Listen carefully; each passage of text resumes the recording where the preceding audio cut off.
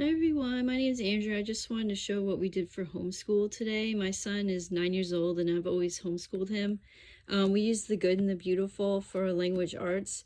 So today we did a lesson in language arts and then we did a lesson in history. And for history, we recently just started using History Plus Online. It's an online program and it's videos and worksheets. But I'm going to actually go through the lesson that we did today for the good and the beautiful so you guys can see how it works. This is the main course book for level 3.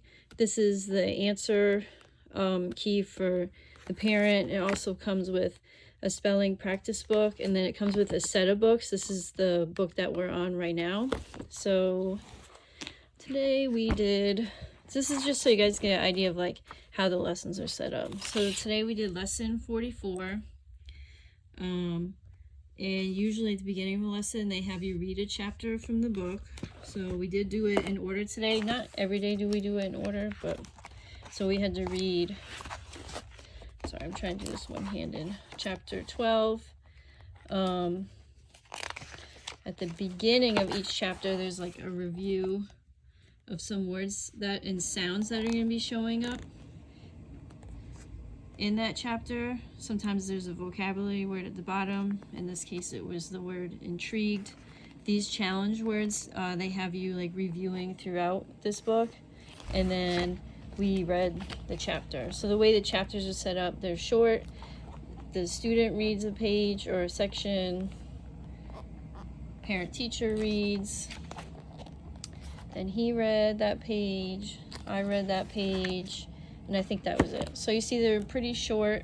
My son doesn't really like to read, although he does like these books. He enjoys the stories. He's just not a fan of reading. So some days we get through it really fast. Other days it takes him a little bit longer. So we read our chapter and then complete the lesson and lesson practice. So today was a literature study.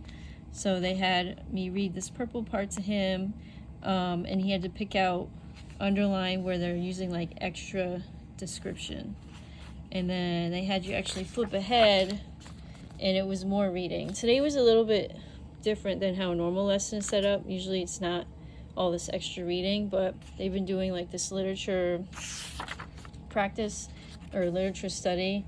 This was part 2. The other day we did the part 1. So again, it's set up, it's from an older book that was, I don't know, it was written like 100 years ago. But he read this part, I read this part, he read that part, I read that part, and then that was it.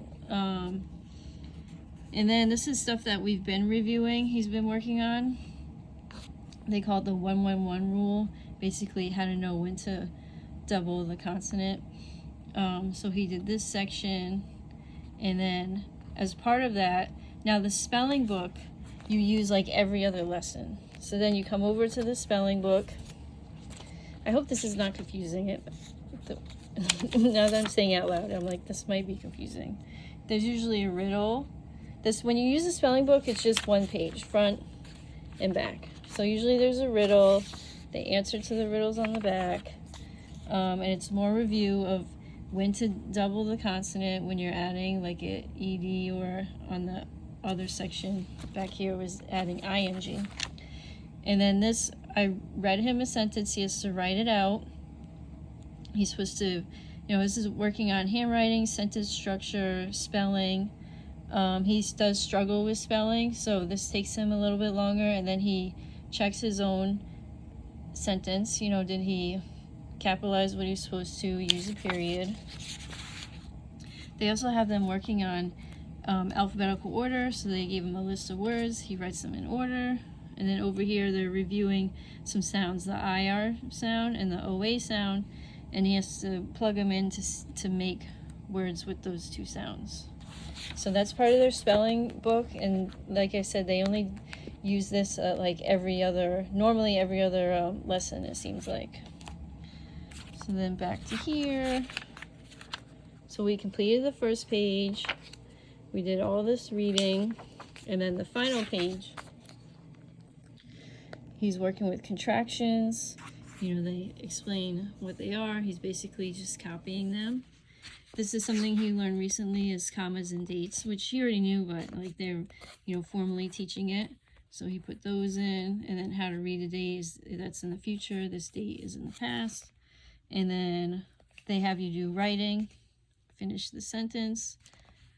And then at the end, they always ask you to do an extra 20 minutes of reading, which sometimes we do, but normally I count like our other schoolwork as reading because he is reading like when we're doing history or science or math. So that was lesson 44 from level 3 in the Good and the Beautiful Language Arts. And then this is the answer key. So I'll just show real quick when you get the curriculum, the lesson, and then it shows you all the answers in the course book.